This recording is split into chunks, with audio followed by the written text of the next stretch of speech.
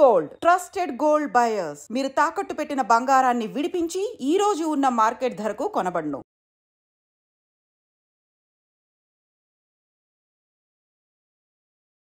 ప్రభుజీ, ఇప్పుడున్న ఉరుకులు పరుగుల జీవితంలో ఆధ్యాత్మికత వైపు చాలామంది వెళ్ళలేక దూరంగా ఉండే పరిస్థితులు ఏర్పడ్డాయి. ఇలాగే ఉంటే గనక ముందు ముందు ఎటువంటి పరిస్థితులు ఏర్పడబోతున్నాయంటారు? ఆధ్యాత్మికత అనేది వ్యక్తిగతం అమ్మా. మనకి తెలియాలి మనం ఎందుకు పుట్టాం, ఎక్కడికి వెళ్తాం, అసలు ఎందుకు చనిపోతాం. పుట్టుటయు నిజము, పోవుటయు నిజము, నట్ట నడిమి పని నాటకము.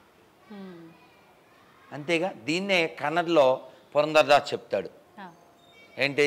బరువాగ బెత్తలే ఓగువాగ బెత్తలే మధ్యన కత్తలే కత్తలే. ఇది కన్నడం. దీని అర్థం ఏంటంటే we come naked and going naked, meanwhile only drama. కాబట్టి మనకి తెలియాలి మన సమయం దేనికి ఎంత వాడాలి, అది మనకు తెలియాలి. ఇప్పుడు ఎవరో అడిగారు మార్నింగ్ కుదురుతుందా అని. అసలు జరగని పని. ఎందుకని? నేను మౌనంలో ఉంటా. నేనే అడిగా, మీరే కదా అడిగారు. మార్నింగ్ టైం నేను మాట్లాడలేను, నేను మౌనంలో ఉంటా. పూజ ఉంటుంది, జపం ఉంటుంది, హోమం ఉంటుంది. ఇప్పుడు మీరు వచ్చేసారు, టెన్షను అయినా గబగబా తెర తీసి హారతిచ్చి గబగబా వచ్చాను. It's a mandatory. నేను పూజ చెబితే ఎవడు అడగడు, దేవుడు కూడా అడగడు. కానీ మనకు ఉండాలి. ఇది ఎందుకు ఉండాలి అంటే ఎప్పుడో ఒకప్పుడు ఈ శరీరం వదిలేస్తాం కాబట్టి. వదిలేక ఎక్కడికి వెళ్తాం మనకు తెలియదు కాబట్టి. అది తెలుసుకోవడానికి ఈ శరీరం కాబట్టి. ఈ జ్ఞానం మనకు ఎలా వస్తుంది? వింటే వస్తుంది, చదివితే వస్తుంది. మనం వినడం లేదు, చదవట్లేదు. కాబట్టి ఉరుకులు పరుకులు అనుకోకుండా కనీస మాత్రంగా పొద్దున్న నిద్ర లేచాక స్నానం అయ్యాక ఓ సూర్యుడికి నమస్కారం చేయండి. ఖర్చు ఏం లేదు.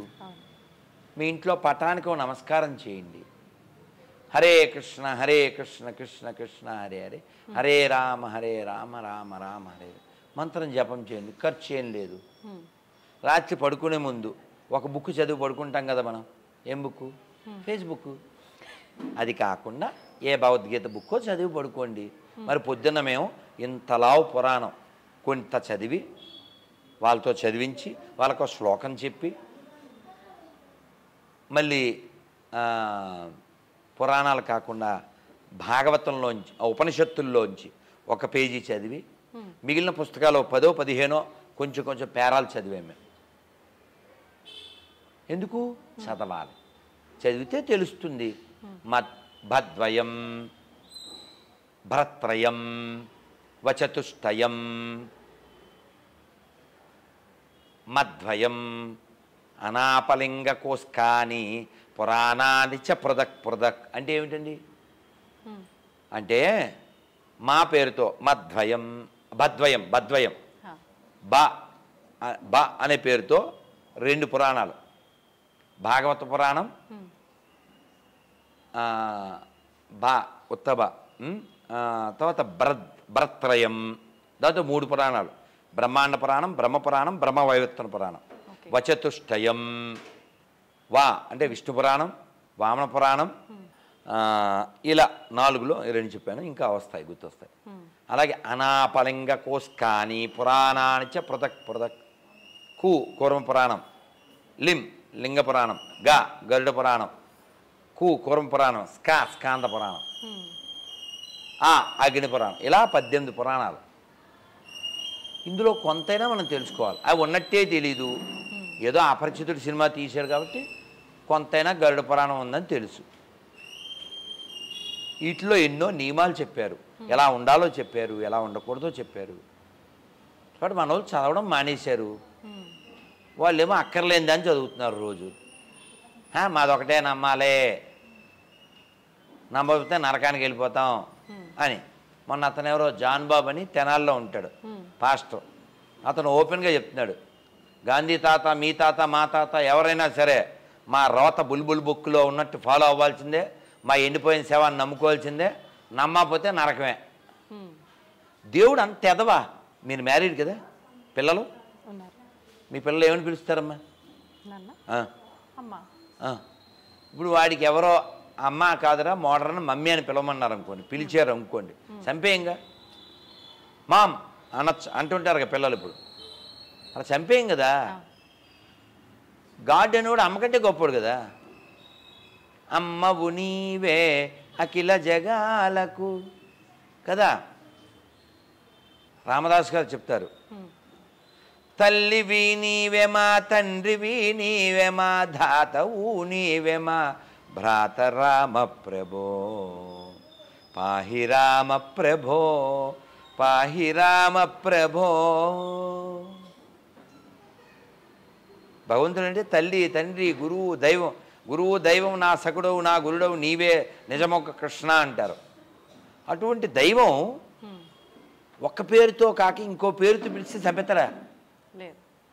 ఇప్పుడు కొందరు ఇళ్లల్లో అంటే వాళ్ళకి అది కొవ్వని అనగానే లవ్ ఎక్కువైపోయి వాళ్ళ అమ్మను కూడా వాళ్ళ పేరుతో పిలుస్తుంటారు.